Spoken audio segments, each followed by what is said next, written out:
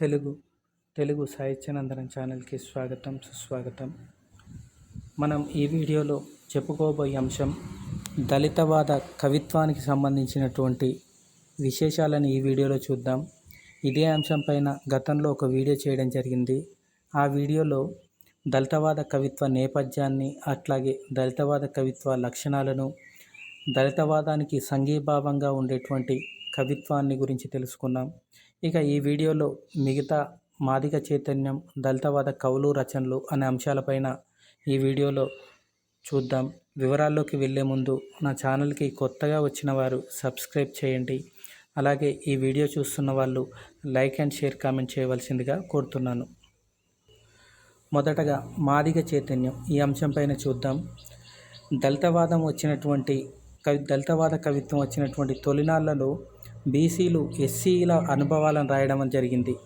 ఎలాగైతే బీసీలు ఎస్సీల అనుభవాలను రాశారో, దళితులలో కూడా మాల, మాదిగ అని చెప్పేసి రెండు వర్గాలు ఉన్నాయి.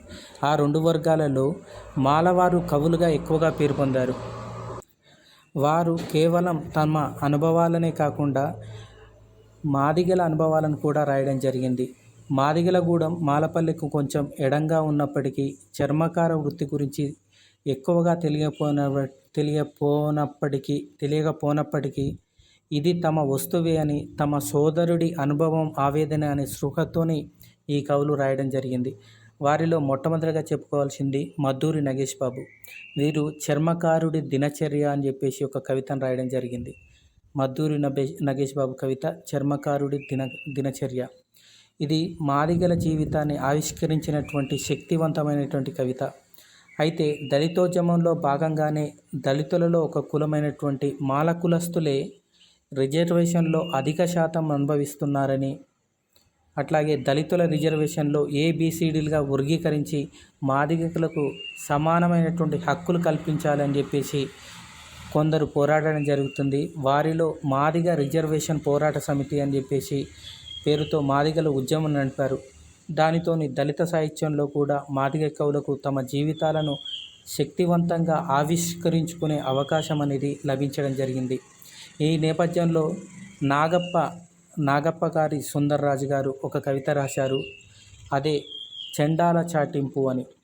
చెండాల చాటింపు ఇంపార్టెంట్. నాగప్ప గారి సుందర్రాజు గారు చెండాల చాటింపు, అట్లాగే గుండెడప్పు కనకయ్య గారు మాదిగ కేక, మాదిగ చైతన్యం, ఇలాంటి కవితా సంకలనాలు అన్నీ కూడా వచ్చేసి మాదిగల యొక్క అస్తిత్వాన్ని గురించి తెలపడం జరిగాయి. అటు వచన కవిత్వంలో కూడా రచనలు వచ్చాయి. మాదిగల జీవన కథా చిత్రణలు వెలువడ్డాయి. వాటిలో సుందర్రాజు గారిది మాదిగోడు అనే కవిత, అట్లాగే ఎన్లూరి సుధాకర్ గారి మల్లె మొగ్గల గొడుగు అనే ఈ కవితా సంకలనాలన్నీ కూడా మాదిగ జీవన కథా చిత్రణగా వెలువడడం అనేది జరిగింది. ఇంకా ప్రత్యేకించి చెప్పుకోవాల్సింది ఎన్లూరి సుధాకర్ రచించినటువంటి కొత్త గబ్బిలం పేరుతోని మాదిగ రిజర్వేషన్లానికి ఉద్యమానికి బాసడగా నిలిచాడు. చూడండి, గుర్రం జాషువా గబ్బిలం అనే కావ్యాన్ని రచిస్తే కొత్త గబ్బిలంతోని ఎన్లూరి సుధాకర్ గారు రచన చేయడం జరిగింది. దీంట్లో ఈ కొత్త గబ్బిలం అనే కథా సంకలనంలో కొత్త కళ, డక్కలి పిల్ల, దాసుని చూడాలి, నీలిక ఇలాంటి కవితల్లో ఎన్లూరి సుధాకర్ మాదిగ చైతన్యాన్ని కళాత్మకంగా ఆవిష్కరించడం జరిగింది. ఒక కవిత కనుక చూస్తే, కవిత్వం నా కులవృత్తులోని చర్మతత్వ రహస్యంగా సుధాకర్ ప్రకటించుకున్నాడు. అలాంటి కవిత కనుక చూస్తే, ఈ పంచభూతాల తోలుదలచి ఆకాశానికో మేకు, పాతాళానికో మేకు, సప్త సముద్రాల మీద చర్మాన్ని నానబెట్టి నీకు ఆ సూర్యుళ్ళు చెరో చెప్పు కావాల్సిందే. ఆకలితోనే అవమానంతోనో తల ఉంచుకొని నీ చర్మపు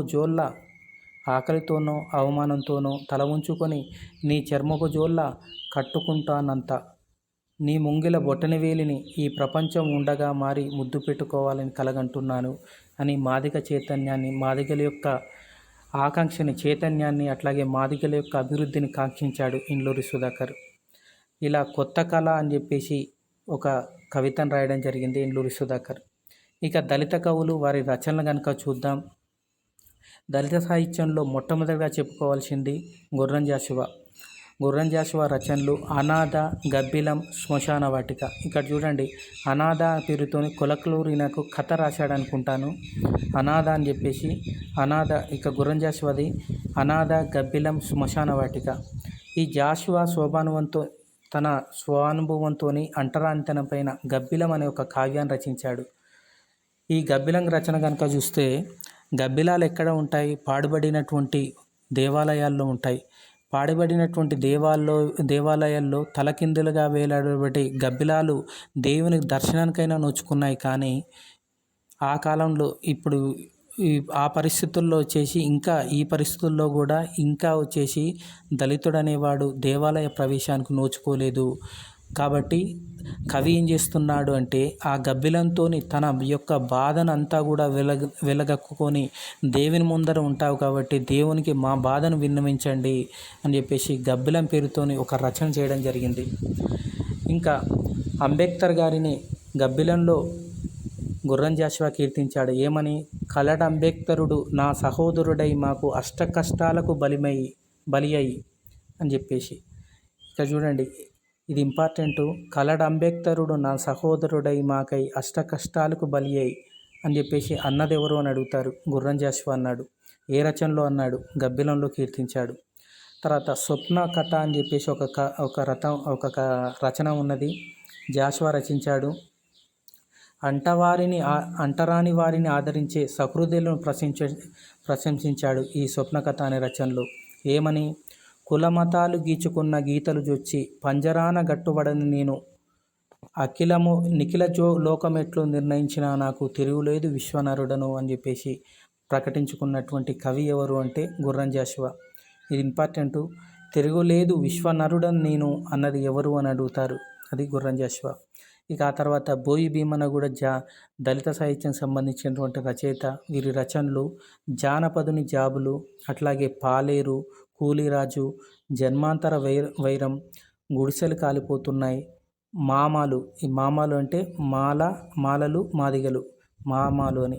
తర్వాత అంబేద్కర్ సుప్రభాతం, అంబేద్కర్ ప్రభాతం, అంబేద్కరిజం, ఆదికవి వాల్మీకి, రాగ వైశిష్టం అని చెప్పేసి రచనలు చేశాడు. ఇంకా ఇలా అన్నాడు, బ్రహ్మడే కాదు భువిని అంటరానితనము అమలుపరిచే ప్రతివాడు అంటరానివాడే అని బోయి భీమన అనడం జరిగింది. ఇది ఇంపార్టెంటు. బ్రహ్మడే కాదు భువిని అంటరానితనము అమలుపరిచే ప్రతివాడు అంటరానివాడే అన్నది ఎవరు అంటే బోయి భీమన్న. ఇంకా బోయి భీమన్నే జయ జయ జయ అంబేద్కర జయ జయ భారత భాస్కర అని చెప్పేసి ఒక అంబేద్కర ప్రభాతాన్ని, సుప్రభాతం టైప్లో అంబేద్కర ప్రభాతాన్ని రచించింది ఎవరు అంటే బోయి భీమన్న. వీరి రచనలో అన్ని ఇంపార్టెంటే. పాలేరు, కూలిరాజు, గుడిసెలు కాలిపోతున్నాయి, అట్లాగే అంబేద్కరిజం, అంబేద్కర్ ప్రభాతం, రాగ విశిష్టం, ఈ రచనలన్నీ కూడా ప్రధానంగా గుర్తుపెట్టుకోవాల్సినవి. ఇక ఆ తర్వాత బొజ్జతారకం గారి రచనలు కనుక చూస్తే, నది పుట్టిన గొంతుక అని చెప్పేసి, ఇది దళితవాదానికి వేగుచుక్క అనదగ్గటువంటి రచన ఏదైనా ఉందంటే అది నది పుట్టిన గొంతుక అని చెప్పేసి, దళితవాదానికి వేగుచుక్క. తర్వాత నీ నస్పృశ్యుణ్ణి అని చెప్పేసి రచన, నాలాగే గోదావరి అని చెప్పేసి రచన. ఇవన్నీ కూడా బొజ్జతారకం రచనలు. నేను అస్పృశ్యుణ్ణి నా ఒళ్ళంతా మట్టి వాసన అన్నది ఎవరు అని అడుగుతారు. నేను అస్పృశ్యుణ్ణి నా ఒళ్ళంతా మట్టి వాసన అన్నది ఎవరు అంటే బొజ్జతారకం. వీరే. ఆ తర్వాత ఎండ్లూరి సుధాకర్ గారి రచనలు వర్తమానం, దళితాయనం, మల్లెమొగ్గల గొడుగు, వర్గీకరణం, నీలిక, అంటరానోళ్ళు, తర్వాత కొత్త గబ్బిలం, నెత్తుటి ప్రశ్న. ఇది వరుసగా ఆర్డర్ క్రమంలో రాయడం అనేది, చెప్పడం అనేది కొంత వీలు కాలేదు. అందుకనే అప్పుడప్పుడు మధ్యలో వరుసగా ఆర్డర్ వైజ్గా లేదు, అదొకటి గుర్తుపెట్టుకోండి. తర్వాత ఎండ్లూరి సుధాకర్ గారి రచనలే చూస్తే కొత్త గబ్బిలం, ఇవన్నీ ఇంపార్టెంటే. కొత్త గబ్బిలం, నెత్తుటి ప్రశ్న, వర్తమానం, దళితాయనం, మల్లెమొగ్గల గొడుగు, వర్గీకరణం, నీలిక, అంటరానోళ్ళు. ఇంకా వీరి కొటేషన్లు కనుక కూడా చాలా ఇంపార్టెంట్. దీంట్లో కనుక చూసుకుంటే, నేను ఇంకా నిషిద్ధ మానవుడిని, నాది బహిష్కృత శ్వాసే అన్నది ఎవరు అని అడుగుతారు. నేను ఇంకా నిషిద్ధ మానవుడిని, నాది బహిష్కృత శ్వాసే అని చెప్పేసి అన్నది ఎవరు అంటే ఎండ్లూరి సుధాకర్. మాకిప్పుడు కావాల్సింది కొత్త దేశం, కొత్త రాజ్యాంగం అన్నది ఎవరు అంటే ఎండ్లూరి సుధాకర్. దళిత కవిత్వానికి మేనిఫెస్టో అన్న దగ్గర రచన ఏది అని అడుగుతారు. దళిత కవిత్వానికి మేనిఫెస్టో అన్నదగ్గ ఎండ్లూరి వారి రచన ఏది అంటే వర్తమానం. మేనిఫెస్టో అంటే చూడండి, ఎన్నికల ముందు వచ్చేసి వాగ్దానాలు ఇలా చెయ్యాలి, ఇలా రాష్ట్రాన్ని అభివృద్ధిస్తాను అని ఒక మేనిఫెస్టో ప్రణాళిక అంటారు కదా, దాన్ని అంటారు. దళిత కవిత్వానికి మేనిఫెస్టో అన్న దగ్గర రచన ఎండ్లూరి వారిది వర్తమానం. తర్వాత గబ్బిలం అని చెప్పేసి గబ్బిలం దండోరా ముట్టడికి రాజధాని నుండి రాజధాని, ఇవాళ తెలంగాణ కోటి గొంతుకల విప్లవ వీణ, ఇవాళ తెలంగాణ నిత్య హింసల నెత్తుటి కోన అన్నది ఎవరు అని అడుగుతారు. గబ్బిలం దండోరా ముట్టడికి రాజధాని నుండి రాజధాని అని చెప్పేసి ఒక కవితను రాయడం జరిగింది. తర్వాత వీరి కొట్టేసిన ఎండ్లూరి సుధాకర్ది, ఇవాళ తెలంగాణ కోటి గొంతుకల విప్లవ వీణ, ఇవాళ తెలంగాణ నిత్య హింసల నెత్తుటి కోన అన్నది ఎవరు అంటే ఎండ్లూరి సుధాకర్. తర్వాత ఎస్సీలలో కూడా వర్గీకరణ అవసరమేనంటూ ఎండ్లూరి వారి రచన ఏది అంటే వర్గీకరణ అని. ఎస్సీలలో కూడా ఏబిసిడి అని చెప్పేసి వర్గీకరణ ఉండాలి. బీసీలలో బీసీఏ, బీసీబీ, బీసీసీ అని బీసీడీ అని ఎట్లయితే ఉన్నాయో ఎస్సీలలో కూడా వర్గీకరణ కావాలంటూ ఎండ్లూరి వారి వర్గీకరణం అనే ఒక రచన చేయడం జరిగింది. అయితే ఎండ్లూరి వారి వర్గీకరణానికి ప్రతిగా అంటే వ్యతిరేకంగా వచ్చేసి ఏకీకరణము అని చెప్పేసి ఏకీకరణం అని గూటం స్వామి గారు రాశారు. ఏకీకరణం అని గూటం స్వామి రాయడం జరిగింది. తర్వాత వీరి రచనలో కొన్ని కొటేషన్స్ కనుక చూస్తే, నీలిక అని చెప్పేసి ఒక రచన ఉంది కవిత. దాంట్లో కనుక చూస్తే, నీ నెత్తి మీద ఇనుప గమ్మేలం విశ్వసుందరి కిరీటాన్ని సైతం వెక్కిరిస్తుంది. నీ నెత్తి మీద ఇనుప గమ్మేలం విశ్వసుందరి కిరీటాన్ని సైతం వెక్కిరిస్తుంది అని నీలికలు అనడం జరిగింది. ఇంకా ఏమంటున్నాడంటే, ఓ నా చెండాలిక నీ వెండి కడియాల కాళ్ళ ముందు 1000 ఏళ్ల కావ్యనాయకులు వెలవెలబోతున్నారు అని నీలికలో దళితులకు సపోర్టుగా ఎండ్లూరి సుధాకర్ గారు అనడం జరిగింది. ఇక శిఖామణి గారి రచనలు చూద్దాం. దళిత కవి అయినటువంటి శిఖామణి రచనలు చూస్తే, మువ్వల చేతికర్ర అని ఒక రచన. మువ్వల చేతికర్ర. చిలక్కొయ్య. తర్వాత హూరు అనే రచన. హూరు. కిర్రు చెప్పుల భాష. వాడే అశుద్ధ మానవుడు. ఇది చాలా ఇంపార్టెంట్. వాడే అశుద్ధ మానవుడు. తర్వాత కవితలు, వీరి శిఖామణి ప్రసిద్ధ కవితలు. ఆవర్ణం అని, వర్ణం లేకపోవడం, ఆవర్ణం. ఇనుప పాలీలు మొలుచుకొస్తున్నాయనే కవిత. క్షమాపణ అనే కవిత. రంగుల పీడకల అనే కవితలు. ఇవన్నీ కూడా శిఖామణి రచనలు. తర్వాత ఇంకా వీరిది మరొక కవితా పంక్తి కనుక చూస్తే, శిఖామణి కవితా పంక్తి, మగవాన్ని తిట్టడానికి కూడా ఆడదాన్ని అడ్డు పెట్టుకునే దౌర్భాగ్య దేశం నాది అన్నది ఎవరు అంటే శిఖామణి. చూడండి, మీరు ఎక్కడ ఏ తిట్లో కానీ ఏ తిట్టునైనా తీసుకోండి, లమ్మని కాడి నుంచి ఏ తిట్టు తీసుకున్నా కానీ స్త్రీని ఉచ్చరించకుండా ఎట్లాంటి తిట్టు లేదు. అందుకనే ఇక్కడ కవి అంటున్నాడు శిఖామణి, మగవాన్ని తిట్టడానికి కూడా ఆడదాన్ని అడ్డు పెట్టుకునే దౌర్భాగ్య దేశం నాది అని బాధపడడం జరిగింది శిఖామణి. ఇంకా ఏమన్నాడంటే, కవిని నేను వర్ణచాపాన్ని విరగొట్టడానికి వచ్చిన దళిత కవిని నేను అన్నది ఎవరు అని అడుగుతారు. కవిని నేను వర్ణచాపాన్ని విరగొట్టడానికి వచ్చిన దళిత కవిని నేను అన్నది శిఖామణి. ఇంకా నేర్పని విద్యకు గురుదక్షిణ కోరిన మా బొటనవేళ్ల స్థానంలో ఇనుప పార్టీలు మొలుచుకు వస్తాయి అన్నాడు. ఇక్కడ చూడండి, మీకు ఏకలవ్యుడు చూడండి. ఏకలవ్యుడు బొటనవేలును విద్య నేర్చుకోకున్నా కానీ ద్రోణాచార్యుడు బొటనవేలును కొనడం జరుగుతుంది. దాన్ని దృష్టిలో పెట్టుకొని నేర్వని విద్యకు కూడా గురుదక్షిణ కోరిన మా బొటనవేళ్ల స్థానంలో ఇనుప పార్టీలు మొలుచుకు వస్తాయని చెప్పేసి శిఖామణి అనడం జరిగింది. ఆ తర్వాత ప్రముఖమైనటువంటి సతీష్ చందర్ గారివి వీరి కవితా పంక్తులన్నీ కూడా చాలా బాగుంటాయి. వీరి రచనలు కనుక చూస్తే, అరచేతి వ్రణాలు అని, ఒక జననం వాయిదా అని అనడం జరిగింది. వీరి కొటేషన్ కనుక చూస్తే, ఒకటి, భాష అప్రవీణులారా ఉలిక్కి పడకండి, మీరు కుదిర్చినటువంటి ఛందోబద్ధ కావ్యాలను కాలదన్ని పదాలు లేచిపోతున్నాయి అని అన్నది సతీష్ చందర్. ఇక్కడ చూడండి, భాషలో ఛందస్సులో వచ్చేసి ఒక భాషలో తిట్లు ఉండకూడదని, లేకపోతే దళిత కవిత్వంలో ఈ భాష బాలేదు అని చెప్పేసి వ్యతిరేకించే వాళ్ళని చెప్పుకుంటూ, కవిత్వం అట్లా ఇలాగే ఉంటుంది దళిత కవిత్వం అంటూ చెప్తూ, భాష అప్రవీణులారా ఉలిక్కి పడకండి, మీది కుదర్చినటువంటి ఛందోబద్ధ కావ్యాలను కాలదన్ని పదాలు లేచిపోతున్నాయని సతీష్ చందర్ చెప్పడం జరిగింది. తర్వాత మనుధర్మ శాస్త్రాన్ని ప్రశ్నిస్తూ సతీష్ చంద్ర రచించినటువంటి రచన పంచమ వేదం. మనువు రచించినటువంటిది మనుధర్మశాస్త్రం. ఈ మనుధర్మశాస్త్రంలో ఎక్కువగా వర్ణ వ్యవస్థ, కుల వ్యవస్థ అనేది ఇక్కడి నుంచే ప్రారంభం కావడం జరిగింది. అంటే 4 కులాలు, తర్వాత 5 కులాలు, ఇట్లా కుల వ్యవస్థకు పునాది వేసింది మనుధర్మశాస్త్రం. దీన్ని ప్రశ్నిస్తూ చాలామంది రచన చేశారు. సతీష్ చంద్ర గారి రచన పంచమ వేదము అని చెప్పేసి ఉంటుంది. ఆ తర్వాత సతీష్ చంద్ర గారి మరొక రచన జననం వాయిదా, ఒక జననం వాయిదా అని. దాంట్లో ఉండేటువంటి కవితను కనుక చూస్తే, గెలుపు ముందు నిల్చుంటాను నేను, అవయవాల దొంతర కాదు, అవమానాల పరంపర కనిపిస్తుంది. ఒత్తైన ఉంగరాల జుట్టు చూసుకున్నప్పుడల్లా కత్తెర్లు నిరాకరించిన మా ముత్తాత శిరోజాలలో ముద్దులుగా గుర్తొచ్చి కర్రకు మున్నవాలో కర్మశంగా సాపు చేస్తాను. ఇలా ఉంటుంది. ఆ తర్వాత ఎండ్లూరి సుధాకర్ గారి కవిత కనుక చూస్తే, నెత్తుటి ప్రశ్న అని, ఇంపార్టెంట్ ఇది. నేను ఇంకా నిషిద్ధ మానవున్నే, నాది బహిష్కృత శ్వాస, నా మొలకు తాటాకు చుట్టి నా నోటికి ఉమ్మిమంతా వద్దు, నలుగురిలో అసహ్య జంతువుని చేసిన మనువు. ఇలా సాగుతుంది ఎండ్లూరి సుధాకర్ గారి కవిత. ఇది సరిగ్గా కవిత పూర్తి పంక్తులు లేకపోవడంతో చదవడం లేదు. ఇక ఆ తర్వాత గబ్బిలం అనే కావ్యం ఉన్నది. గబ్బిలం కావ్యంలో, అట్లాగే అనాథ కావ్యంలో, శ్మశాన వాటిక కావ్యంలో, గుర్రం జాషువా దాంట్లో కూడా దళితవాద సాహిత్యం ఉంది. ఇంతకుముందు చెప్పుకున్నాం. ఇక జాషువా గురించి మరొకసారి చెప్పుకుంటే, జాషువా, గబ్బిలం, అనాథ, శ్మశాన వాటిక వీటిల్లో వచ్చేసి దళితవాదం కనిపిస్తుంది అని ఇంతకుముందు చెప్పుకున్నాం.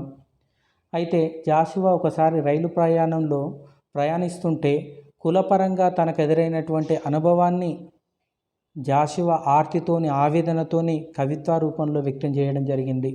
ఏమని అంటే, నా కవితా ఉదీటిని వదంబుగా ఎగాదిగా చూసి రూపురేఖాయమనియ వైఖరులగాంచి బలిబలి అన్నవాడే నీ కులమేదన్నా అని ప్రశ్నించి విలయించి చివుక్కున లేచిపోవునే బాకున గృచ్చినట్లు పార్థివ చంద్ర వచింపసిగ్గున్ అని చెప్పేసి అనడం జరిగింది. అంటే తన కవితా ప్రతిభను ఎవరైతే పొగిడారో ఆ కవితా ప్రతిభను పొగిడినట్టు వారే నీ కులమేది అని ప్రశ్నించి ఇది ఈ కులమా అని చెప్పేసి తెలుసుకొని చివాకున వెళ్ళిపోవడం అనేది, ముఖం చిట్లించుకొని వెళ్ళిపోవడం అనేది, కులపు వెక్కిరింత అనేది తనను బాకుతోని కుమ్మినట్లు ఆవేదనగా ఉంది అని చెప్పేసి గుర్రం జాషువా తన బాధను వ్యక్తం చేయడం జరిగింది. అంతేకాదు అలాంటి దళితుణ్ణి చూసి కసరి బుసకొట్టు 4 పడగల హైందవ నాగరాజు అని వర్ణ వ్యవస్థ క్రూరత్వాన్ని వెల్లడిస్తాడు. చూడండి, హైందవ నాగరాజు అనే దాంట్లో హిందుత్వంలో ఉండేటువంటి 4 పడగలు కూడా 4 వర్ణాలకు ప్రతీకగా చెప్పడం జరిగింది. కసరి బుసకొట్టు 4 పడగల హైందవ నాగరాజు అని చెప్పేసి వర్ణ వ్యవస్థ క్రూరత్వాన్ని జాషువా వెల్లడించడం జరిగింది. ఈ కవితా పంక్తి ఎవరు అన్నారు అని చెప్పేసి అడిగే అవకాశం ఉంటుంది, ఇంపార్టెంటు. ఆ తర్వాత మరొకటి, జాషువా పంచమ వర్ణం గురించి, పుట్టుక గురించి, పంచముడు అంటారు కదా, వారి పుట్టుక గురించి ఇలా ప్రశ్నిస్తాడు. ఏమనంటే, ముసలివాడైనటువంటి బ్రహ్మకు పుట్టినారు 4 కుమారులను, మాట విన్నాము కానీ పసరము కన్నా హీన భాగ్యుడైనటువంటి 5వ కులస్థుడెవరమ్మా సావిత్రి అని చెప్పేసి తన ఆవేదన వ్యక్తం చేయడం జరిగింది. చూడండి, ఎవరైనా త్రిమూర్తులు అని చెప్పేసి ఉన్నారు కదా, త్రిమూర్తుల్లో బ్రహ్మదేవుడు వచ్చేసి పుట్టుకకు అన్నిటికీ కూడా అందరినీ పుట్టిస్తాడు అని చెప్పేసి అంటారు కదా. అలాంటి బ్రహ్మకు వచ్చేసి, అలాంటి ముసలివాడికి, నిజానికి ముసలివారికి, వృద్ధులకు వచ్చేసి సంతాన శక్తి ఉండదు. అయినా ముసలివాడైనటువంటి బ్రహ్మకు 4 కుమారులు పుట్టిరట. ఎవరు? బ్రాహ్మణ, వైశ్య, క్షత్రియ అట్లాగే శూద్ర అని చెప్పేసి 4 కుమారులు పుట్టినామని చెప్పేసి విన్నాం. కానీ పసరం అంటే పశువు కన్నా హీనంగా, అంటే కనీసం సాటి జంతువు అని చెప్పేసి గౌరవిస్తాం, ఏదో ఒక విధంగా దాన్ని ఒక దృష్టితో చూస్తాం. కానీ ఆ పసరం కంటే హీనంగా చూసేటువంటి 5వ కులస్థుడు పంచముడు అని చెప్పేసి చెప్తున్నారు కదా.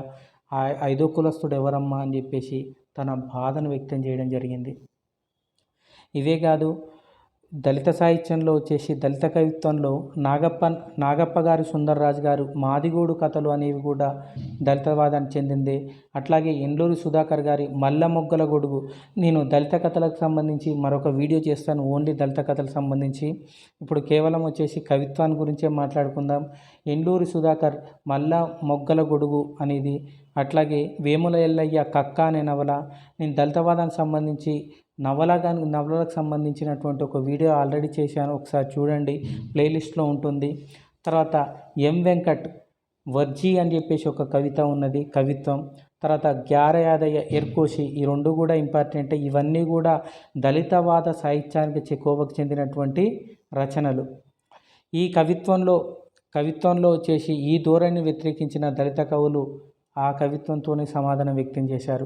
అంటే ఈ కవిత్వంలో వచ్చేసి తిట్లు ఇట్లాంటివన్నీ కూడా ఉన్నాయి కదా, ఇలాంటి పదాల గురించి ఇలాంటి కవిత్వం ఉండకూడదు, తిట్టు కవిత్వం లాగా ఉన్నదని దళిత కవిత్వాన్ని కొందరు అధిక్షేపించడం జరిగింది. దానికి సతీష్ చందర్ పంచమ వేదంలో ఇలా అంటాడు: భాష అప్రవీణులారా ఉలికి పడకండి, మీరు కుదిర్చిన చందో కావ్యాలను ఇంతకుముందు చెప్పాను. భాష అప్రవీణులారా ఉలికి పడకండి, మీరు కుదిర్చిన చందోకాబద్ధ కావ్యాలను కాలదన్ని పదాలు లేచిపోతున్నాయి, వర్ణక్రమాలు వాడలకు వలసపోతున్నాయి. ఇలా తరతరాలుగా భాషా పాండిత్యాలు, సాహిత్య సృజన ఒక వర్గం వారి గుప్పిటిలోనే ఉన్నాయి అని, దళిత సాహిత్యం ఎప్పుడైతే ఆవిర్భావం జరిగిందో వాటన్నిటికీ కూడా విముక్తి కలిగింది అని చెప్పేసి సతీష్ చందర్ గారి అభిప్రాయం. ఆ తర్వాత బ్రాహ్మణీయవాద సాహిత్యాన్ని గురించి ఎద్దేవా చేస్తూ, అంటే బ్రాహ్మణులు రచించినటువంటి సాహిత్యాన్ని గురించి ఎద్దేవా చేస్తూ ప్రసాదమూర్తి గారు అవధాని గారు అవతరించండి అని చెప్పేసి, అంటే వినండి అని చెప్పేసి, అవధాని గారు అవతరించండి, అవధాని అని బ్రాహ్మణులు అంటారు కొన్ని వర్గం వాళ్ళను, అవధాని గారు అవతరించండి అనే కవిత ప్రసాదమూర్తి. వారు ఏమన్నారంటే, అక్షరం ఇప్పుడు కులం తక్కువ వాడి పక్కలో కులుకుతుంది అనడం జరిగింది. అక్షరం ఇప్పుడు కులం తక్కువ వాడి పక్కలో కులుకుతుంది అని అన్నది ప్రసాదమూర్తి. అయితే ఈ మాట జాషువా ఒక మాట అన్నాడు: నన్ను వరించిన శారద నీ లేచి పోవునే అన్న మాటకు దగ్గరగా ఉండడం జరిగింది. జాషువాది ధర్మాగ్రహం అయితే ప్రసాదమూర్తిది వర్ణాగ్రహం అని చెప్పేసి చెప్పుకోవచ్చు. దళిత సాహిత్యంలోని కవిత్వంలోని ఇట్లాంటి అభ్యంతరకరమైనటువంటి భాషను వచ్చేసి చాలామంది సన్నాయి నొక్కుతూ ఇలాంటి పాదాలు మాట్లాడొద్దు అని చెప్పేసి, లేకపోతే ఇలాంటివి మాటలు అభ్యంతరకరం అని కొందరు అంటుంటే, దానికి పైడి తెరీష్ బాబు గారు తమ కవిత్వంలోనే వాడు తిట్టొద్దంటున్నాడు అని చెప్పేసి ఒక కవిత రాయడం జరిగింది. పైడి తెరీష్ బాబు తిట్టొద్దంటున్నాడు అనే కవితలో అధిక్షేప ధోరణిలో వారి శైలిని ఖండించాడు. ఏమని అంటే, వాడు తిట్టొద్దంటున్నాడు, తిట్టు కవిత్వం కాదంటున్నాడు, తిట్టడం మన సంస్కృతి కాదంటున్నాడు, అయినా 5వ క్లాసు మనుషుల్లా మాట్లాడడం అప్పకవీయం అసలు సమర్థించదంటున్నాడు అని దళిత కవిత్వాన్ని ప్రాచీన కవితా సాంప్రదాయాల భూతద్దంలోంచి చూసి విమర్శించడం తగదని హెచ్చరిస్తున్నాను అని చెప్పేసి వాడు తిట్టొద్దంటున్నాడు అనే కవితను రాయడం జరిగింది. అంటే వాడు తిట్టొద్దున్నాడు, ఇది తిట్టు కవిత్వం అని చెప్పేసి అంటున్నాడు, కానీ 5వ క్లాసు కూడా చదవని వాడికి తిట్టు కవిత్వం కాకుండా, ఆక్రోశం నుంచి కవిత్వం రాకుండా ఛందోబద్ధమైనటువంటి కవిత్వం ఎలా వస్తుంది అని ప్రశ్నించాడు పైడి తెరీష్ బాబు. ఆ తర్వాత వెంకట పార్వతీశ్వర కవులు పంచముఖి వందనము అని చెప్పేసి ఒక రచన చేశారు. పంచముఖి వందనం అని చెప్పేసి వెంకట పార్వతీశ్వర ఇంపార్టెంట్, ఇది పంచముఖి వందన రచన వెంకట పార్వతీశ్వర కవులు. వీరినే వేపా కవులు అని చెప్పేసి అంటారు, షార్ట్కట్లో వేపా కవులని. ఇందులో మాలను దేవుడి మెడలో పూలమాలగా అభివర్ణించాడు. మాలను దేవుడి మెడలో పూలమాలగా అభివర్ణించాడు. తర్వాత కాటూరి వెంకటేశ్వర్లు గుడిగంటలు అని చెప్పేసి ఒక రచన చేశారు. ఈ గుడిగంటల్లో దేవాలయ ప్రవేశం అనేది ప్రధాన వస్తుగా రచించినటువంటి కావ్యం. అంటే దళితుడు దేవాలయ ప్రవేశం చేయడం అనేది అప్పట్లో నిషిద్ధం ఉంటుండే. అలాంటి దళితుడు కూడా దేవాలయ ప్రవేశం చేయొచ్చు అని చెప్పేసి అలాంటి వస్తువు తీసుకొని దేవాలయ ప్రవేశం అనే ప్రధాన వస్తువుగా గుడిగంటలు అనే రచన చేయడం జరిగింది కాటూరు వెంకటేశ్వర్లు. తర్వాత త్రిపురనేని రామస్వామి చౌదరి గారు సూత పురాణము అని చెప్పేసి ఒక విపులంగా రాశారు. మీరు చూడండి, ఏ పురాణాలైనా చూడండి, అష్టాదశ పురాణాల్లో సూతుడు అని చెప్పేసి ఒకరు మహర్షి ఉంటాడు. ఉగ్రశ్రవుడు కావచ్చు, ఇంకేదో పేరు కావచ్చు, ఆయనది సూత మహర్షి అంటారు. ఆ సూతుడి యొక్క ప్రధాన లక్ష్యము ఏంటిదంటే పురాణ కాలక్షేపంతో అక్కడ ఉండేటి వారికి కనువిందు చేయడం అన్నట్టు. ఆ పురాణ గాథలలో ఎక్కువగా శివుని శైవభక్తికి సంబంధించి, వైష్ణవ భక్తికి సంబంధించినటువంటి కథలు చెప్పి వాళ్ళని ఉత్తేజపరిచి భక్తి మార్గంలో పెడతాడు. ఇక్కడ త్రిపురనేని రామస్వామి చౌదరి కూడా సూత పురాణము అని, భాగవత పురాణం కనుక చూస్తే మీరు శుకుడు వచ్చేసి పరీక్షిత్తుకు చెప్పడం జరుగుతుంది.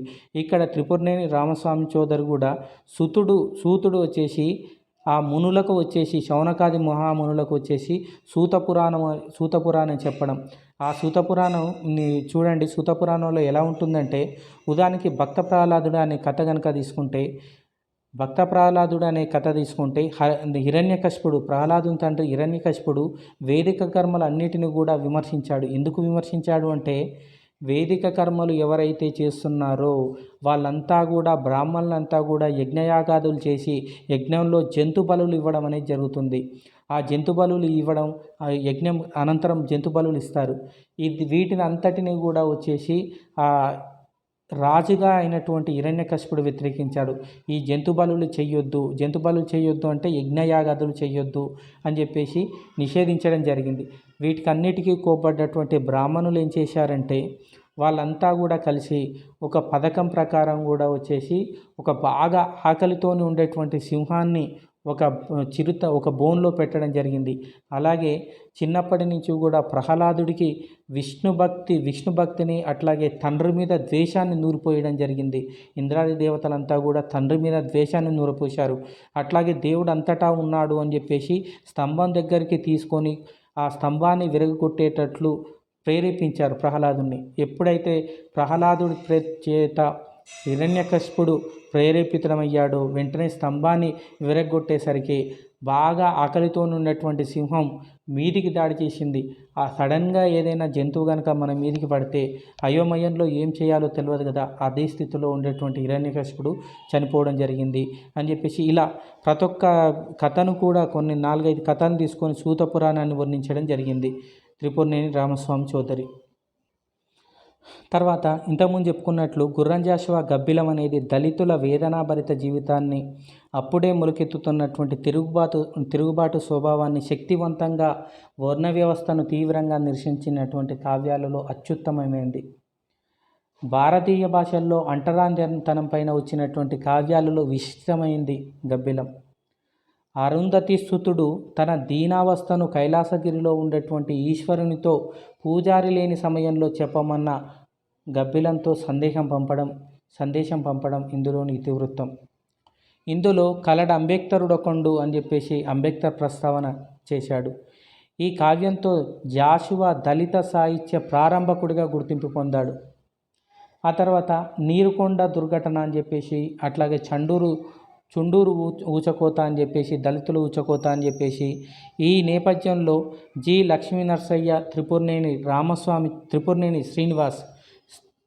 రామస్వామి పుత్రుడైనటువంటి త్రిపురనేని గోపిచంద్ అతను, ఇది త్రిపురనేని శ్రీనివాస్, అట్లాగే జి లక్ష్మీ నరసయ్య వీరి సంపాదకత్వంలో చిక్కనవుతున్న పాట అని చెప్పేసి, మీరు చూడండి దళిత సాహిత్యానికి సంబంధించి 2 ఉన్నాయి సంకలనాలు.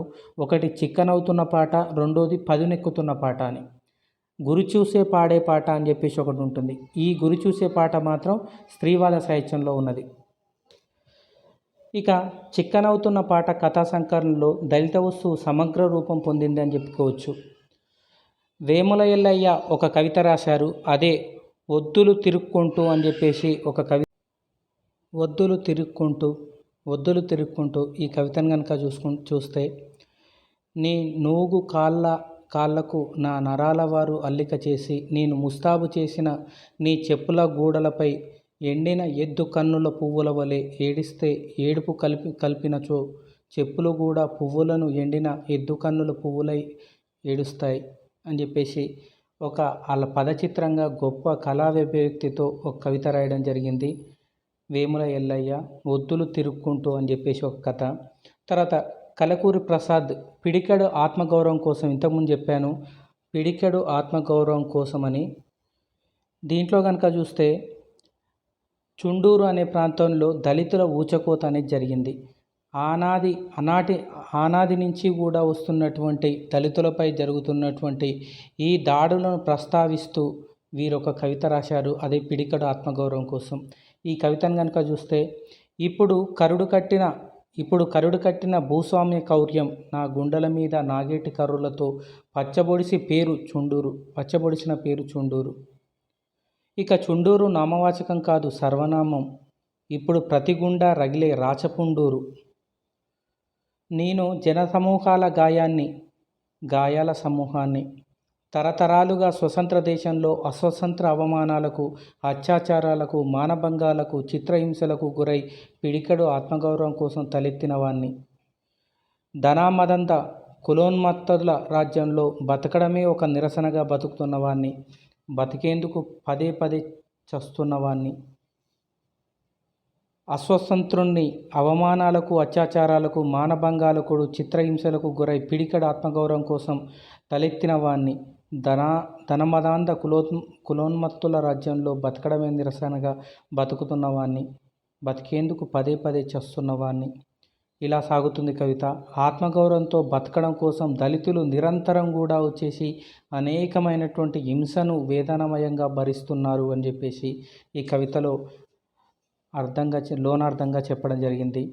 ఇక దళిత కవుల యొక్క రచనలను చూద్దాం. ఒకసారి రచనలు ఇప్పటివరకు చెప్పినటువంటి ప్రధానంగా ఉండేటువంటి రచనలు మళ్ళొకసారి చూద్దాం. అవి కనుక చూస్తే, బోయి భీమన్న గుడిసెలు కాలిపోతున్నాయి, అట్లాగే సవేర దళితుల ధర్మయుద్ధం, ఎండ్లూరి సుధాకర్ వర్తమానం, నెత్తుటి ప్రశ్న, అంటరానోళ్ళ కథలు, అట్లాగే దళితాయనము అని చెప్పేసి, తర్వాత బొజ్జతారకం నది పుట్టిన గొంతుక, సతీష్ చందర్ పంచమవేదం, ఎదురీత, ఒక జననం వాయిదా, ఖాదర్ మొయినుద్దీన్ పుట్టుమచ్చ, చెరకు సుధాకర్ అనగనగా మెరిట్, కత్తి పద్మారావు దేశం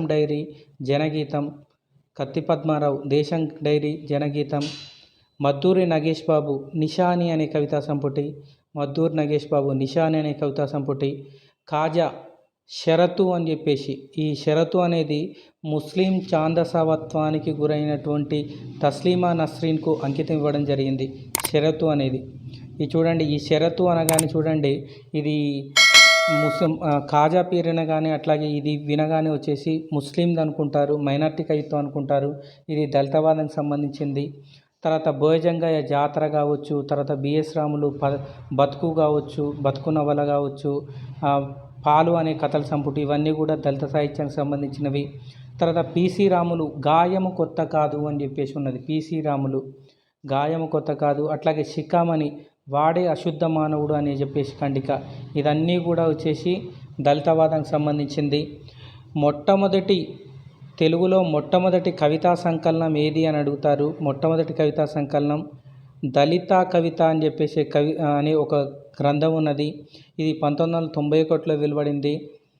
కవితా సంకలనం. ఇప్పుడు కవితా సంపుటి వేరు, సంకలనం వేరు. సంకలనము అంటే అనేక మంది యొక్క కవులు రచించినటువంటి వాటిని సంకలనంగా చెప్పుకోవచ్చు.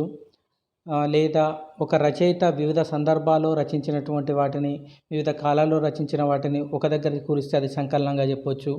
సంపుటి మాత్రం ఒకే కవికి చెందిందే అయి ఉంటుంది. ఇది కవితా సంకలనం, దళిత కవిత అని మొట్టమొదటిది. ఈ సంకలనానికి వెలమన సింహన్న, అట్లాగే కొండపల్లి సుదర్శన్ రాజు గారు, వీరిద్దరూ కూడా సంపాదకత్వాన్ని వహించడం అనేది జరిగింది. ఆ తర్వాత దళిత సాహిత్యానికి సంబంధించి కొత్త గబ్బిలం అనే దీర్ఘ కవితను రచించిన వారు ఎవరు అని అడుగుతారు. అది ఎండ్లూరు సుధాకర్. నాన సైకిల్ అనే దీర్ఘ కవితను రచించిన వారు ఎవరు అని అడుగుతారు. సతీష్ చందర్. నేను దీర్ఘ కవితల గురించి కూడా, దళిత దీర్ఘ కవితలు అనే దాని గురించి కూడా ఈ వీడియోలో చెప్తాను, నెక్స్ట్ వీడియోలో. తర్వాత రచ్చబండ ఊరువాడ అనే దీర్ఘ కవితలు రచించింది ఎవరని అడుగుతారు. మద్దూరి నగేష్ బాబు. తర్వాత పాదముద్ర అనే దళిత దీర్ఘ కవిత రచయిత ఎవరు అంటే జూలూరి గౌరీశంకర్. మంకెన పువ్వు అనే దళిత కవితా రచయిత్రి ఎవరు అంటే చెల్లపొల్ల స్వరూపరాణి. ఈ మంకెన పువ్వు కవిత గురించి ఇప్పుడు నెక్స్ట్ చెప్తాను. ఇంకా వివరాల్లోకి వెళ్ళే ముందు నా ఛానల్కి కొత్తగా వచ్చిన వారు సబ్స్క్రైబ్ చేయండి. అలాగే ఈ వీడియో చూస్తున్న వాళ్ళు లైక్ అండ్ షేర్, కామెంట్ చేయవలసిందిగా కోరుతున్నాను. ఇంకా వివరాల్లోకి వెళ్తే, దళిత సాహిత్యం పైన ఇతరుల స్పందన ఎట్లా ఉందనేది కూడా చూద్దాం.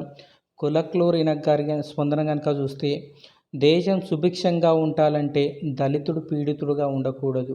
దళితుడు విముక్తి కావడమే వెనుక దళితోద్ధరణ కాదు, సమాజ ఉద్ధరణ ఇమిడి ఉంది అని చెప్పేసి అన్నదెవరు అంటే కొలక్లూరి నక్. అంటే దళితుడు అనేవాడు కష్టాల పాలైతే దేశం అనేది కష్టాలంగా ఉంటుంది, సుభిక్షంగా ఉండదు. అట్లాగే దళితుడు కేవలం దళితుడు విముక్తి కావడం అంటే అది స్వార్థం కాదు. దళితుడు విముక్తుడు అవుతుందంటే సమాజానికి ఉద్ధరించబడుతుంది అని చెప్పేసి అర్థము అని కొలక్లూరి నాకు చెప్పారు. తర్వాత బిఎస్ రాములు గారు దళిత సాహిత్యం ఒక సముద్రం, అది చూసే వాళ్ళ చూపును బట్టి నిశ్చలంగా కనబడుతుంది అని అనడం జరిగింది. ఇంతకుముందు చెప్పుకున్నాం బిఎస్ రాములు ఇంతకుముందు దళిత కవిత్వంలో చాలామంది వ్యతిరేకతంగా అభ్యంతరాలు తెలిపారు కదా. అందుకనే బిఎస్ రాములు ఈ మాట అన్నాడు. సముద్రం అనేది చూస్తుంటే కొన్నిసార్లు కొందరికి దూరం నుంచి చూస్తే నిశ్చలంగా అనిపిస్తుంది. అదే దగ్గర నుంచి కనుక చూస్తే దాంట్లో అలలు ఇవన్నీ కూడా కనిపిస్తుంది. అంటే ఎవరు ఎట్లా చూసే దృష్టిని బట్టి మారుతుంది అని బిఎస్ రాములు అనడం జరిగింది. ఆ తర్వాత కొండపల్లి సుదర్శన్ రాజు అని చెప్పేసి ఉన్నారు. వీరేమన్నారంటే దళిత వర్ణాల అభ్యున్నతి కోసం అగ్రవర్ణాలు సృష్టించిన సాహిత్యం కూడా దళిత సాహిత్యమే అవుతుంది. చూడండి, ఇక్కడ మీకు దళిత సాహిత్యం అనగానే మీకు ప్రధానంగా దళితులు రాసిందే దళిత సాహిత్యం అవుతుందా, ఇతరులు రాసింది దళిత సాహిత్యం కాదా, ఓసీ వాళ్ళు కూడా గతంలో ఓసీ క్యాండిడేట్ అంటే ఓసీ కేటగిరీకి చెందిన వారు కూడా ఎస్సీ ఎస్టీ వాళ్ళ బాధను చూసి స్పందించి కవిత్వం రాయడం జరిగింది. అయితే వీళ్ళంతా కూడా దళితేతరులు అవుతారు. ఈ దళితేతరులు సృష్టించింది కూడా సాహిత్యం దళిత సాహిత్యం అవుతుందా కాదా అనేది కొంత చర్చ జరిగింది. మీకు ఈ చర్చలన్నీ కూడా దళితవాద వివాదాలు అని చెప్పేసి ఎస్వి సత్యనారాయణ సంపాదకత్వంలో ఒక పుస్తకం వెలువడింది. వీలైన వాళ్ళు చదవండి. నవోదయలో అట్లాగే నవయుగలో కూడా దొరుకుతుంది. అయితే వీరన్నారు, కొండపల్లి సుదర్శన్ మాత్రం ఏమన్నారంటే దళిత వర్గాల అభ్యున్నతి కోసం అగ్రవర్ణాలు ఏదైతే సాహిత్యాన్ని సృష్టిస్తారో అది కూడా దళిత సాహిత్యమే అవుతుందన్నారు. కానీ త్రిపురనేని శ్రీనివాసరావు లాంటి వాళ్ళు మాత్రం దీన్ని వ్యతిరేకించి ఎవ్వరూ నామవాచకాన్ని సర్వనామం చేయాల్సిన అవసరం లేదు అన్నాడు. నామవాచకాన్ని ఎవరు సర్వనామం చేయాల్సిన అవసరం లేదు. ఎవరి గోడు వాడు చెప్పుకుంటే బెటర్, ఎవరి గోడు వాళ్ళు చెప్పుకోవడం ఉత్తమం అని చెప్పేసి వ్యాఖ్యలు చేయడం అనేది జరిగింది. సరే, ఆ తర్వాత పిల్లి శాంసన్ అనేట ఆయన ఉన్నాడు. వారేమన్నారు అంటే అణగారిన కులాల దళిత జెండా కింద ఏకమై దళిత కంఠం బలంగా వినిపిస్తుంది. దీనికి ముగింపు కుల నిర్మూలనే సమసమాజ స్థాపనే అని పిల్లి శాంసన్ అన్నారు. అట్లాగే పంచములు హరిజనులు అనే పదాలను వ్యతిరేకిస్తూ దళితులు తమది తాము ఆంధ్రులు అని చెప్పేసి పిలుచుకోవడం జరిగింది. తర్వాత దళిత కవిత్వం అంటే లలిత కవిత్వం కాదు అన్నది ఎవరు అని అడుగుతారు. ఇంపార్టెంట్ ఇది. దళిత కవిత్వం అంటే లలిత కవిత్వం కాదు అన్నది పిసి రాములు. ఇక ఆ తర్వాత దళిత స్త్రీవాదాన్ని చూద్దాం. అంటే దళితుల్లో వచ్చేసి స్త్రీవాదంలో దృక్పథంతో రాసిన వాళ్ళు. అయితే చూడండి, 1985లో విప్లవ సాహిత్యం నుంచి వేరుపడి ఒకేసారి దళిత సాహిత్యం అట్లాగే స్త్రీవాద సాహిత్యం రెండు కూడా ఏర్పడడం జరిగింది. అయితే విప్లవ సాహిత్యం నుంచి ఎందుకు ఏర్పడిందంటే విప్లవ సాహిత్యవాదులు ఏమనుకున్నారంటే వర్గ దృక్పథంతో కనుక పోరాటం చేశారు. వర్గ దృక్పథం కనుక పోతే పేదలు ధనికులు అని అందరూ సమానమైనటువంటి భావన పోతే ఈ దళిత సమస్య కూడా పోతుంది అనుకున్నారు. కానీ తమ వాయిస్ వినిపించడం లేదనే ఉద్దేశంతో దళిత వాళ్ళు బయటికి రావడం జరిగింది. అయితే దీంట్లో కూడా అందరూ పురుషుల యొక్క కోణాన్ని చెప్పడం జరిగింది దళిత సాహిత్యంలో. కానీ స్త్రీవాద కోణాన్ని ఎవరు కూడా చెప్పడం లేదు అనే బాధతోని కొందరు స్త్రీవాదులు కూడా వచ్చేసి దళితులైనటువంటి స్త్రీలు కూడా తమ ఆవేదన వ్యక్తం చేయడం జరిగింది. అదే దళిత స్త్రీవాదం. అదేందో చూద్దాం. వాటిది ఏంటంటే స్త్రీలు తమ సమస్యలకు తామే పరిష్కారం కనుక్కోవడాన్ని చేసిన ప్రయత్నమే స్త్రీవాదం అని చెప్పుకోవచ్చు. అయితే పురుష అహంకారం మీద, లింగ వివక్ష మీద తిరుగుబావటాన్ని ఎగురవేసిన స్త్రీవాదం తమకు తెలియకుండానే కొన్ని పరిమితులకు లోబడింది. స్త్రీవాదం సంపన్న మధ్యతరగతి ఉద్యోగినుల సమస్యలనే ప్రతిఫలించింది. కానీ అట్టడుగు దళిత వర్గాల స్త్రీల సమస్యలు పట్టించుకోలేదనే విమర్శ ఎదుర్కొంది. చూడండి, స్త్రీవాదం దళితవాదం ఏకకాలంలో ఏర్పడ్డప్పుడు స్త్రీవాదం చెప్పింది. కానీ చాలామంది ఏమన్నారంటే ఉదాహరణకు ఎస్వి సత్యనారాయణ చూసుకోండి, స్త్రీవాదాన్ని విమర్శించుకుంటూ ఒళ్ళు బలిసిన కవిత్వం అని చెప్పేసి అన్నాడు. ఒళ్ళు బలిసిన కవిత్వం అని చెప్పేసి స్త్రీవాదాన్ని విమర్శించడం జరిగింది. ఎందుకు స్త్రీవాదాన్ని అట్లా విమర్శించిందంటే, ఈ స్త్రీవాదం అనేది అన్ని వర్గాల వారిని ప్రతిబింబిస్తలేదు. కేవలం బాగా ధనం ఉండి, డబ్బు ఉండి, అధికంగా అధిక ధనంతో ఉండేటువంటి ఒక సంపన్న మధ్యతరగతి ఉద్యోగుల సమస్యలే చిత్రీకరించింది. కానీ అట్టడుగున ఉండేటువంటి పేదవారు, చదువురాని వారు, తర్వాత దళిత స్త్రీలు ఎవరైతే ఉన్నారో వాళ్ళ సమస్యలు పట్టించుకోలేదు అని చెప్పేసి విమర్శ ఉంది. ఆ విమర్శ ఏదైతే ఉందో దాని లోటును తీర్చింది దళిత స్త్రీవాదం. ఈ క్రమంలోనే దళిత సాహిత్యంలో దళిత స్త్రీవాదం అనే కొత్త కోణం వెలువడింది. అయితే 1995లో చిక్కనవుతున్న పాట అని చెప్పేసి దళిత కవితా సంపుటి వచ్చింది. దాంట్లో కనీసం ఒక్క దళిత బహుజన కవయిత్రి లేకపోవడం గమనించదగ్గ విషయం.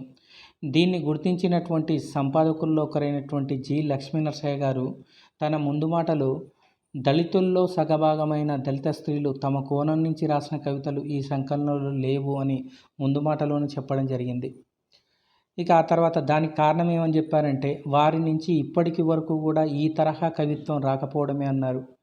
దళిత స్త్రీలు అటు కులంపరంగా ఇటు లింగపరంగా తాము ఎదుర్కొంటున్న సమస్యలని కవిత్వంగా మలిచినప్పుడే ఇంకా దళిత కవిత్వం వచ్చే అవకాశం ఉంది అని చెప్పడం జరిగింది. ఇలా దళిత స్త్రీవాద కోణంలో రచన చేసిన వారిని కనుక చూస్తే చెల్లపిల్ల స్వరూపరాణి, అట్లాగే జి విజయలక్ష్మి, తర్వాత వినోదిని వంటి వారు దళిత స్త్రీల సమస్యలను తమదైన దృష్టికోణంలో ఆవిష్కరించారు. ఇంపార్టెంట్ గుర్తుపెట్టుకోండి, దళిత స్త్రీవాదులు ఎవరు అని అడుగుతారు. చెల్లపిల్ల స్వరూపరాణి, అట్లాగే జి విజయలక్ష్మి, వినోదిని. ఒక కవిత చూద్దాం. చెల్లపిల్ల స్వరూపరాణి గారు రచించినటువంటి, ఇంతకుముందు చెప్పుకున్నాం మంకెన పువ్వు అని చెప్పేసి, ఈ మంకెన పువ్వు అనే కవితను కనుక చూస్తే, మంకెన పువ్వు అంటే చూడండి, ఆ మంకెన పువ్వు ఎట్లా ఉంటుందంటే దగ్గరికి పోగానే ముడుచుకోవడం అనేది జరుగుతుంది. ఆ దగ్గరికి పోగానే భయంతోనో ఏదో కాదు, పట్టుకోవడానికి వీలు కాదు, అది ఆ పువ్వు కాస్త ముడుచుకుంటుంది. దాన్ని దృష్టిలో పెట్టుకొని దాన్ని స్త్రీగా ప్రతీకగా చెప్తూ చెల్లపిల్ల స్వరూపరాణి రాసినటువంటి మంకెనక పువ్వును అనే కవితను కనుక చూసుకుంటే, నేను ముళ్ళకంపలో చిక్కుకొని అల్లాడుతున్న పాలపిట్టని, ఎటు కదిలినా ముళ్ళన్నీ గుచ్చుకునేది నాకే. ఇవి ఈనాటి ముళ్ళు కావు, తరతరాల నుంచి నా చుట్టూ పేర్చిన బానిస సంఖ్యలు. ముందు నుయ్యి వెనుక గొయ్యిలా నా చుట్టూ ఎప్పుడూ ప్రమాదం బుసలు కొడుతుంది. అసలు నా జీవితాన్ని నేను జీవించిందెప్పుడు? ఇంట్లో పురుషాహంకారం ఒక చెంప చెల్లుమనిపిస్తే వీధిలో కులాధిపత్యం రెండో చెంప పగలగొడుతుంది అని మంకెన పువ్వులో కవితలో తన ఆవేదన వ్యక్తం చేశారు చెల్లపిల్లి స్వరూపరాణి. ఈ కవితలో కనుక చూస్తే స్త్రీని పాలపిట్టలు రూపంలో చెప్పుకుంటూ, ఒకవేళ తను స్త్రీ కనుక పాలపిట్టలో ముళ్ళల్లో చిక్కుకున్నటువంటి పిట్ట ఏ మాదిరిగా వచ్చేసి విలవిలలాడుతుందో, కదలలేకుండా ఎటు కదిలినా కానీ ముళ్ళన్నీ కూడా దాన్ని గుచ్చుకుంటుందో, దళిత స్త్రీల పరిస్థితి కూడా అట్లాగే ఉందని చెప్తున్నాడు. ఇది ఇప్పుడు తయారైంది కాదు, వేల సంవత్సరాల నుంచి కూడా, తరతరాల నుంచి కూడా ఇలాగే కొనసాగుతుంది. ఇవన్నీ కూడా కట్టుబాట్లు ఏర్పరిచారు దళిత స్త్రీలకు అని చెప్పుకుంటూ, ఇంట్లో పురుషాహంకారం ఒక చెంప చెల్లుమనిపిస్తే వీధిలో కులము దళిత కులము అని చెప్పేసి రెండో చెంప పలగొడుతుంది అని చెప్పేసి ఆవేదన వ్యక్తం చేయడం జరిగింది. దళిత స్త్రీ ఇంట్లో పురుషాహంకారాన్ని, వీధిలో కుల వివక్షను ఏకకాలంలో అనుభవిస్తున్న దయనీయ స్థితిని ఈ కవిత అనేది ఆవిష్కరిస్తుంది. దళిత స్త్రీ శ్రమ దోపిడీకి, అవమానాలకు గురవుతున్న వైనాన్ని మరొక కవిత కనుక చూస్తే, దళిత స్త్రీ శ్రమ దోపిడీకి, అవమానాలకు గురవుతున్న వైనాన్ని జి విజయలక్ష్మి పనిపిల్ల అనే కవితల్లో శక్తివంతంగా ఆవిష్కరించారు. ఈ పనిపిల్ల అనే కవిత రచించింది ఎవరు అంటే జి విజయలక్ష్మి. ఆ కవిత కనుక చూస్తే కళ్ళు తెరిచినప్పటి నుంచి కన్నీళ్ళే కళ్ళల్లో నింపుకున్నదాన్ని, అమ్మకి బదులు దొరసాని అని ఏడ్చిందాన్ని, కడుపు నిండా తిన్నది కలలోనే, కులమే నా రంగు, కటిక దారిద్ర్యమే నా కొంగు, కింది మెట్టే నా బతుకు. ఇలా సాగుతుంది కవిత. ఇలా ఆకలి, మరొకసారి కవిత చూస్తే, కళ్ళు తెరిచినప్పటి నుంచి కన్నీళ్ళే కళ్ళల్లో నింపుకున్నదాన్ని, అమ్మా అమ్మాకి బదులు దొరా దొరసాని అని ఏడ్చిన దాన్ని, కడుపు నిండా తిన్నది కలలోనే, కులమే నా రంగు, కటిక దారిద్ర్యమే నా కొంగు, కింది మెట్టే నా బతుకు. ఇలా సాగుతుంది. ఆకలి, దారిద్ర్యం, కుల వివక్ష ఎదుర్కొంటున్న దళిత స్త్రీలు పని మనుషులుగా మిగిలిపోతున్నటువంటి విషాదాన్ని ఈ కవితలో మనం చూస్తాం. ఇక దళిత స్త్రీల గురించి వర్ణన గురించి ఎండూరి సుధాకర్ గారు రచించినటువంటి కవితా పంక్తులు కనుక చూస్తే, నీ నెత్తి మీద ఇనుప గమ్మేళం విశ్వసుందరి కిరీటాన్ని సైతం వెక్కిరిస్తుంది.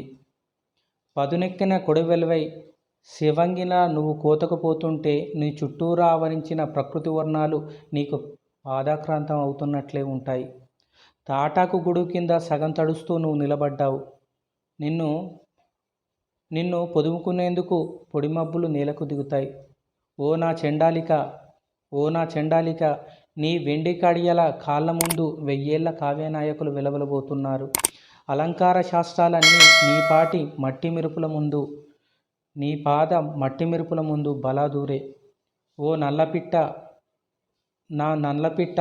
నిన్ను వరాంగినని, కృషాంగినని, లతాంగినని మభ్యపెట్టను. ఓ జాతి పుష్పమా నా నీలవేణి, నా జాతి పుష్పమా నా నీలవేణి, నీ అందాన్ని బహిష్కరించిన అక్షరాలని నేను ఇవాళ వశీకరించుకున్నాను. ఇలా సాగుతుంది ఎండూరి సుధాకర్ దళిత స్త్రీ వర్ణన గురించి, ప్రకృతి సౌందర్యంలో అట్లాగే శ్రమేక సౌందర్యాన్ని గురించి దీంట్లో మనకు కనిపించడం అనేది జరుగుతుంది.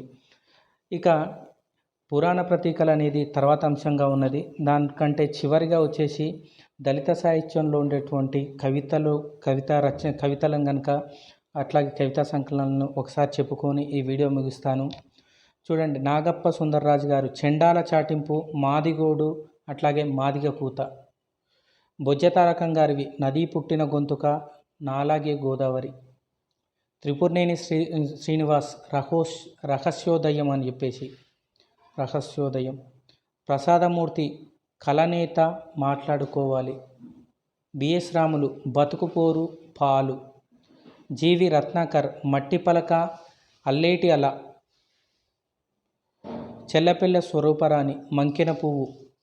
దెంచనాల శ్రీనివాస్ గురి తప్పిన పద్యం. ఆకుల గంగాధర్ దళిత భారతి. ఎం వెంకట్ వర్జి. దార్ల వెంకటేశ్వరరావు దళిత తాత్వికుడు. గ్యార యాదయ్య ఎర్కోషి. సవేర దళితుల ధర్మయుద్ధం. కలకూరి ప్రసాద్ పిడికడు ఆత్మగౌరవం కోసం. సుంకర రమేష్ బాబు తల్లికూడి హెచ్చరిక. రావూరి ఏకాంబరం పెండ్లి మంత్రాలు తేడా. వేముల ఎల్లయ్య ఒద్దులు తిరుక్కుంటూ. రామ్రెడ్డి కాస్త సిగ్గుపడదాం. జి విజయలక్ష్మి పనిమనిషి. చీపాటి రాజేశ్వరరావు బహుజన స్వప్నం. ఇక శివసాగర్ రాసినటువంటి ఉద్యమం నెలబాలుడు అనే కవితా సంపుటి దళిత కవిత్వంలో విప్లవ పందాన్ని ప్రారంభించింది అని చెప్పుకోవచ్చు.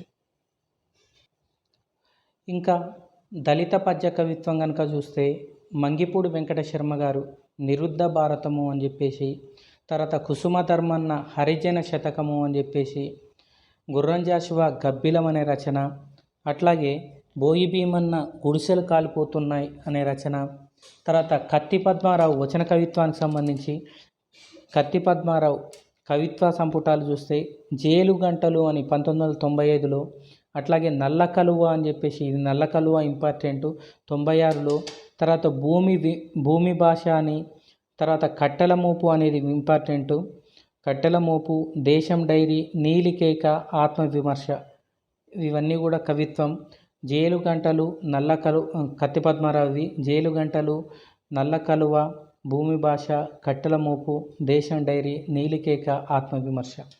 తర్వాత సతీష్ చందర్ గారి రచనలు కనుక చూస్తే పంచమ వేదం, నాన సైకిల్, ఎదురీత, జననం ఒక వాయిదా, ఇవన్నీ కూడా ఇంపార్టెంటే. తెలుగు వచన కవిత్వంలో తొలిసారిగా దళితవాదాన్ని బలంగా ప్రకటించినటువంటి కవి ఎవరు అంటే, తొలిసారిగా దళితవాదాన్ని బలంగా ప్రకటించినటువంటి కవి సతీష్ చందర్. తర్వాత ఎండూరి సుధాకర్వి వర్తమానం, కొత్త గబ్బిలం, నల్ల ద్రాక్ష పందిరి, వర్గీకరణం, అటజని కాంచే, నెత్తుటి ప్రశ్న, దళితాయనం, అట్లాగే నీలిక, కొత్త కళ, దాసుని చూడాలి, డక్కలి పిల్ల. మరొకసారి చూస్తే వర్తమానం, కొత్త గబ్బిలం, నల్ల ద్రాక్ష పందిరి, వర్గీకరణం, అటజని కాంచే, నెత్తుటి ప్రశ్న, దళితాయనం, నీలిక, కొత్త కళ, దాసుని చూడాలి, డక్కలి పిల్ల. ఆ తర్వాత మద్దూరి నగేష్ బాబు గారి రచనలు కనుక చూస్తే వెలివాడ, రచ్చబండ, మీరెట్లు ఉట్టు అని, తర్వాత ఊరువాడ, నిషాని. దీంట్లో నిషాని అని వెలివాడ ఈ రెండు ఇంపార్టెంటు. పైడి తెరీష్ బాబు గారిది అల్పపీడనం, ఇది ఇంపార్టెంటు. అల్పపీడనం హిందూ మహాసముద్రంలో అనేది క్యాసెట్లో అనుకుంటాను. అల్పపీడనం వాడు తినొద్దంటున్నాడు, తర్వాత తిట్టొద్దంటున్నాడు, అల్పపీడనం వాడు తిట్టొద్దంటున్నాడు, హిందూ మహాసముద్రం. శిఖామణి గారి అన్ని రచనలు ఇంపార్టెంటే. మువ్వల చేతికర్ర, కిర్రు చెప్పుల భాష, చిలక్కొయ్య, హోరు. మువ్వల చేతికర్ర ఎప్పుడు అడుగుతారు, మువ్వల చేతికర్ర. తర్వాత కిర్రు చెప్పుల భాష, చిలక్కొయ్య, హోరు. జూలూరి గౌరశంకర్ గారివి ఎక్కువగా వీరివంతా కూడా జూలూరి గౌరశంకర్ అంటేనే దీర్ఘ కవితలకు పర్యాపదంగా మారారు. వీరి రచనలు చూస్తే పాదముద్ర, పులికట్ట, మాలకాకి, ఎలియాస్. పాదముద్ర, పులికట్టె, మాలకాకి, ఎలియాస్. తర్వాత దళితవాద కవితా సంకలనాలు చూద్దాం. వాటిని కనుక చూస్తే మొట్టమొదటి కవితా సంకలనం దళిత కవిత అని చెప్పేసి 1991లో వచ్చింది. కొండపల్లి సుదర్శనం అట్లాగే వెలమన సింహన సంపాదకత్వంలో. తర్వాత 95లో చిక్కనవుతున్న పాట అని చెప్పేసి ఒకటి వచ్చింది. ఇది జి లక్ష్మీనరసయ్య, త్రిపురనేని శ్రీనివాసరావు గారి సంకలనంలో వచ్చింది, సంపాదకత్వంలో వచ్చింది. తర్వాత ఈ 95లోనే దళిత మేనిఫెస్టో అని చెప్పేసి వచ్చింది, కేశవ్ కుమార్, కె సత్యనారాయణ సంపాదకత్వంలో. తర్వాత గుండెడప్పు అని చెప్పేసి ఒక రచన వచ్చింది 95లో, నాగప్ప గారి సుందర్రాజు, పట్టేటి రాజశేఖర్ సంపాదకత్వంలో. తర్వాత బహువచనము అని చెప్పేసి రచన వచ్చింది 95లో, ఇంపార్టెంట్ ఇది. బహువచనం రచన ఎవరిదని అడుగుతారు, సుంకిరెడ్డి నారాయణ రెడ్డి గారి సంపాదకత్వంలో. తర్వాత 96లోనే పదునెక్కుతున్న పాట అని చెప్పేసి ఉన్నది, ఇది జి లక్ష్మీ నరసయ్య గారి సంపాదకత్వంలో. తర్వాత నిషాని అనే కవితా సంపుటి మద్దూరి నగేష్ బాబు అట్లాగే పైడి తెరీష్ బాబు గారి సంపాదకత్వంలో వచ్చింది. దళిత మేనిఫెస్టో అనే కవిత సలంద్ర గారు రాసింది. ఇక్కడ చూడండి, అనేక కవితలను ఒక దగ్గర చేర్చినటువంటి తొలి దళిత. ఇంతకుముందు అనుకున్నాం కదా, చికెన్ అవుతున్న పాట ఇదంతా అనుకున్నాం కదా. ఏది తొలి దళిత కవితా సంకలనం అంటే అనేక దళిత కవితలను ఒక చోటికి చేర్చి తొలి దళిత కవితా సంకలనం ఏది అంటే దళిత కవిత అని చెప్పేసి. అట్లాగే చిక్కనవుతున్న పాట మాత్రం స్పెషల్గా దళితవాద కవులు ఎవరైతే ఉన్నారో తేను రాయించినటువంటి వాళ్ళ బాధను వ్యక్తీకరించినటువంటిది. ఇదేమో పూర్వం రాసినటువంటి వాటిని అన్నిటినీ కూడా ఒక దగ్గర సంకలనం చేసినటువంటిది దళిత కవిత అనేది. తర్వాత దళిత కవిత్వాన్ని విమర్శిస్తూ చెకోనా సంపాదకత్వంలో వచ్చినటువంటి కవితా సంకలనం ఏంటి? చెకోనా అంటే ఆయన పేరు నాగేశ్వరరావు అని ఉంటుంది, చివరిలో నా అంటే నాగేశ్వరరావు, చెకోనా పూర్తి పేరు నాగేశ్వరరావు. మొత్తానికి చివరిలో దళిత కవిత్వాన్ని విమర్శిస్తూ చెకోనా సంపాదకత్వంలో వచ్చిన తొలి కవితా సంకలనం, తొలి కాదు, దళిత కవిత్వాన్ని విమర్శిస్తూ ఆయన సంపాదకత్వంలో వచ్చిన కవితా సంకలనం పేరు పాట చిక్కబడుతుందా అని. ఇక్కడ చూడండి, చిక్కనవుతున్న పాట అని చెప్పేసి వచ్చింది కదా, అదే పాట చిక్కబడుతుందా అని వీరు రాయడం జరిగింది. తర్వాత దళితవాదానికి సంబంధించి సంఘీభావంగా వచ్చేసి కొన్ని కవితా సంకలనాలు వచ్చాయి. 99లో తొలి దళిత సంఘీభావ కవిత్వం ఇంతకుముందు చెప్పుకున్నాం, కాస్త సిగ్గుపడదాం అనేది. దీనికి మద్దూరు నగేష్ బాబు, కాజా గారి సంపాదకత్వంలో వచ్చింది. తర్వాత ముల్లుగర్ర అని చెప్పేసి ఇంకోటి వచ్చింది, ఇది రామరెడ్డి గారి సంపాదకత్వంలో వచ్చింది. ఇది దళితవాదానికి సంబంధించినటువంటి రచనలు. ఆ తర్వాత మీకు మరొక వీడియోలో పురాణ ప్రతీకల గురించి, అట్లాగే దళిత దీర్ఘ కవిత్వాన్ని గురించి, దళిత ప్రేమ కవిత్వాన్ని గురించి మొదలైనటువంటి అంశాలను తెలుసుకుందాం. నా వీడియో చూస్తున్న వారికి అందరికీ కూడా ధన్యవాదాలు. ఓపికగా చూస్తున్నందుకు like and share and comment చేయవలసిందిగా కోరుతున్నాను. ధన్యవాదాలు. స్వస్తి.